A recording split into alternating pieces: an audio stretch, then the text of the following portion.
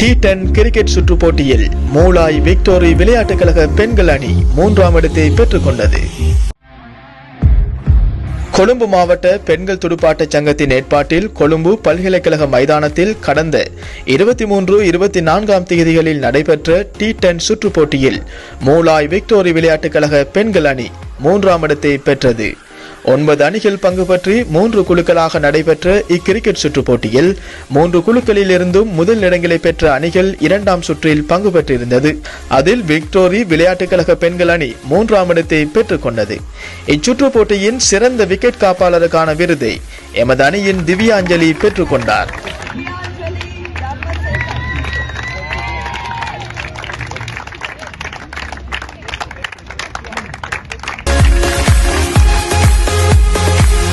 அதிக இலக்குகளை சாய்த்தவர்களில் எமது அணியின் தேவகி மற்றும் கலைமதி இருவரும் தலா 6 இலக்குகளை பெற்றிருந்தனர்.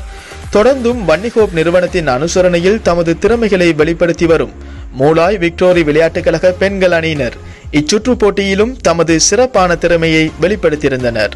மேலும் இவ்வணியினருக்கும் அணியின் பயிற்றுவிப்பாளர்கள் ஆதரவாளர்கள் அனைவருக்கும் மனமார்ந்த வாழ்த்துக்களை தெரிவித்துக் கொள்வதில் பெரும் மகிழ்ச்சி அடைகிறது வன்னிகோப் நிறுவனம்.